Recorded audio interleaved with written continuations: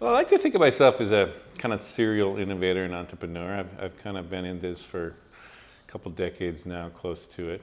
I like to stay on top of new technology developments and kind of exploit them, I guess, consistently.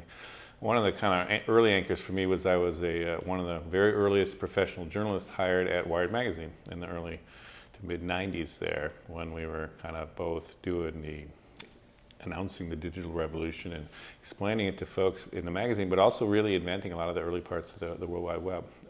We were doing it one of the first, in fact, the first commercial website, and helped a lot in the early days there to figure that out.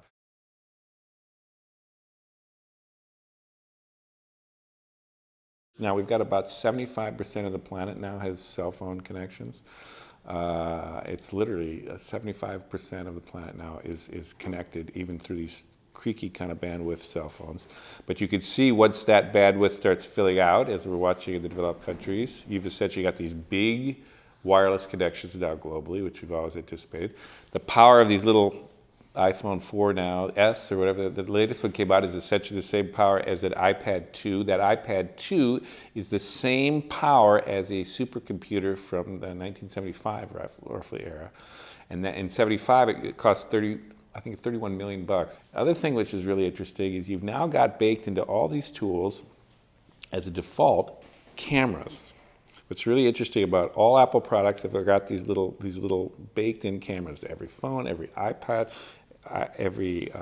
even the iPods now have it, and all laptops, as we know. And anyhow, it's all diffusing through the whole infrastructure. So what's interesting is now we have pretty high quality, they're really high definition cameras now baked into all these things, connected to this thing that's high bandwidth now, or building out high bandwidth to do it.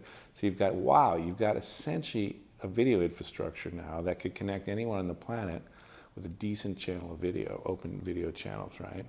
And you start thinking, wow, if you were starting not 15 years ago to think of innovation, but you said, what would happen in terms of innovation or social innovation or any kind of innovation if you could take anyone on the planet, connect it instantaneously through a decent video channel?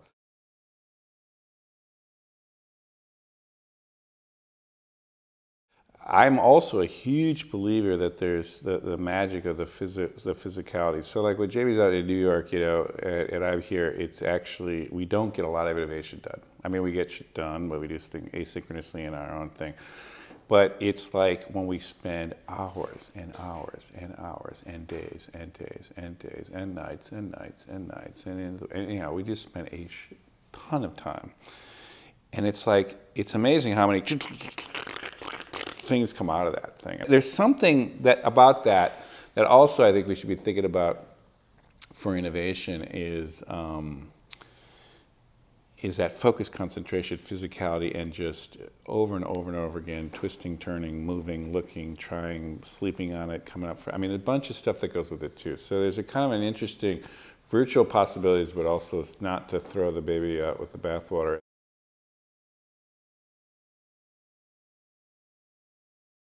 Stephen Johnson mentioned this thing that if you go back, was it the late 90s or something, when Collins was talking about the 10 great companies that, you know, like 8 of them are out of business now and stuff like that. I mean, the lifespan of companies is very brief.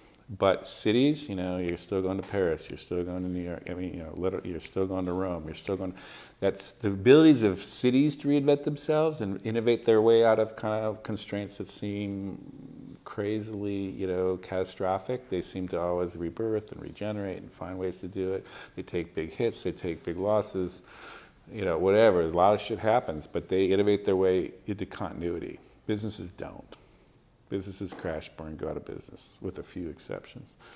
And so there's something, again, to be thinking about that level. This is why I'm saying I think the structure of innovation is actually going to be driven more on that level, and that businesses born of the 20th century world might not actually make it in the same way, or they'll be sold different, or there'll be a wave of next generation companies that will supersede them, or maybe some will radically reinvent themselves.